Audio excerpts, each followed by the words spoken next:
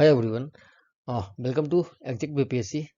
Good evening, India. It is the session for the BPSC PT, and in this slide we are going to cover some of the important questions regarding the digestive system. अब जैसा कि पता हो कि BPSC में GS general science से कुछ questions आते हैं जो कि बायोलॉजी से और फिजिक्स और केमिस्ट्री से होते हैं, जिसमें कि जो मैक्सिमम डोमिनेंस होती है तो वो होती है बायो की। ठीक है, बायो से बहुत ज़्यादा क्वेश्चंस आते हैं, अप्रोक्स 20 के आसपास होते हैं। फिजिक्स होती है, केमिस्ट्री भी होते हैं। तो मैंने इससे पहले आपके लिए फिजिक्स की कुछ मेजरमेंट यानी यूनिट्स लेके आया था। तो अभी मैं डाइजेस्टिव सिस्टम लाया हूँ आपके लिए, कि उम्मीद करता हूँ कि मैंने बस उन्हीं क्वेश्चंस को पिक किया है जो कि बहुत ही रेलिवेंट हैं, जो कि एग्जाम में पूछे जाते हैं। ये नहीं कि मैं एक बहुत ज़्यादा लेंदी और बल्कि स्लाइड नहीं बनाना चाहता, जिससे कि आपका काम हो जाए कि बस पीटी, क्योंकि देखिए पीटी का नंबर जो है सो ऐड होना नहीं है, इट्स जस्ट अ क्वालिफाइंग। और बीपीएससी की जो पीटी होती है वो जस्ट की वन लाइनर होता है। ठीक है, तो रटना ना पड़े, मैं कोशिश करूंगा कि आपके लिए स्लाइड को स्मूथ से स्मूथ बनाया जाए। तो जैसा कि आप ये देख रहे हैं, डाइजेस्टिव सिस्टम का हमने एक यहाँ पे एम्बलम लगा दिया, आपके लिए लोगो लगा दिया जो कह लीजिए। देखो डाइजेस्टिव सिस्टम क्या होता है, डाइजेस्टिव सिस्टम होता क्या है।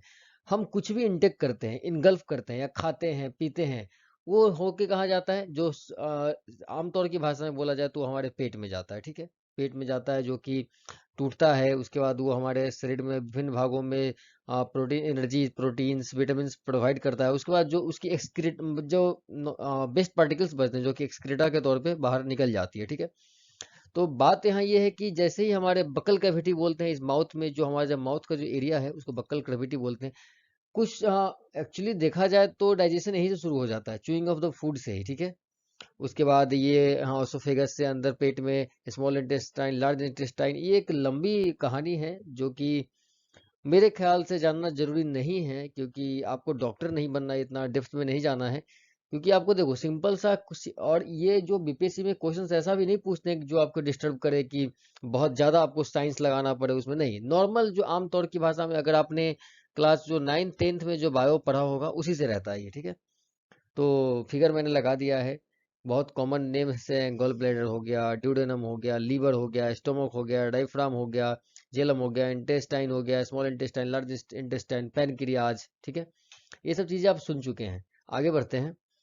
सो मैं इसी केस आपके लिए शुरू करता हूँ। आपके लिए प्रथम क्वेश्चन, पहला क्वेश्चन है, in human body most of the digestive process take place. जहाँ इंसान के शरीर में सबसे ज्यादा डाइजेशन कहाँ पे होता है, सबसे ज्यादा डाइजेशन होता है स्मॉल इंटेस्टाइन में, छोटी आंत में। ठीक है, स्मॉल इंटेस्टाइन को छोटी आंत कहते हैं, लार्ज इंटेस्टाइन को बड़ी आंत कहते हैं। ठीक है, the sensitive area of the human tongue of to bitterness is क्या, पोस्टीरियर पार्ट। ठीक है, पोस्टीरियर पार्ट में हम लोग किस चीज को महसूस करते हैं, बिटरनेस को। और बता दूं कि ये तो हो गया कि बिटरनेस को करते हैं पोस्टीरियर पार्ट में। और जैसे कि अगर मीठा को टेस्ट करना हो, तो जो हमारा, मान लो कि ये जीभ है। ठीक है, जीभ ये फ्रंट पार्ट है जीभ का जो बाहर निकला, तो यहाँ पे हम स्वीट को मतलब कि लेते हैं।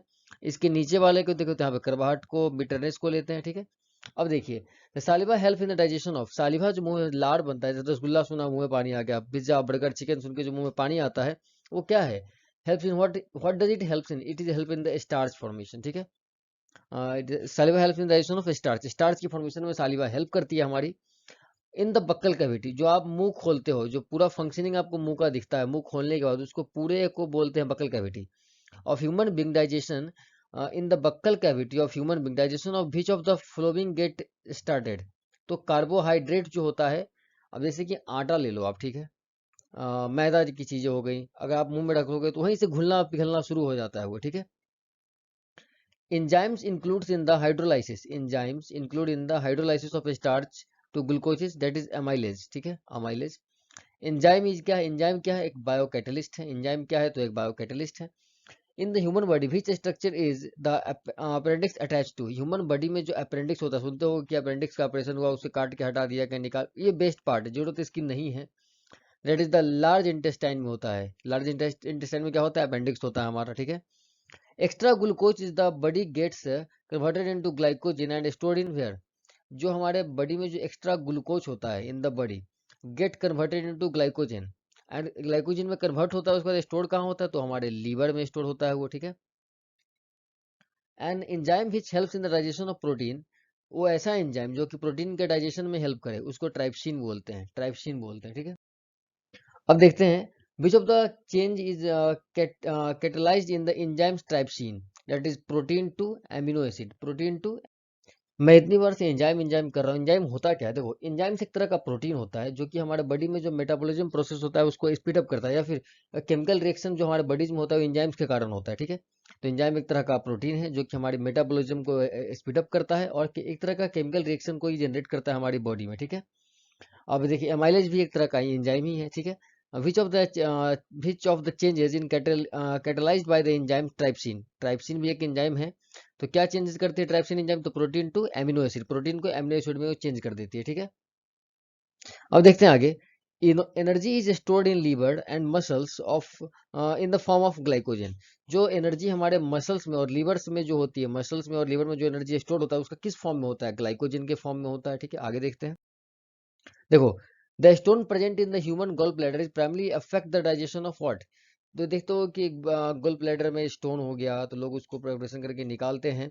वो प्राइमली अफेक्ट किस चीज को करता है? तो फैट की डाइजेशन को करता है, फिर फैट की डाइजेशन करता है। And the last question of this slide is, while is stored, while एक तरह का जूस है, पित्त ग्रंथि भी कह सकते हैं, पित्त जूस भी है, is stored in which of the following organ, that is in the gall bladder में ही बाइल जूस होता है, ठीक है। And bile produced in liver, bile कहाँ प्रोड्यूस होता है? तो लीवर में प्रोड्यूस होता है।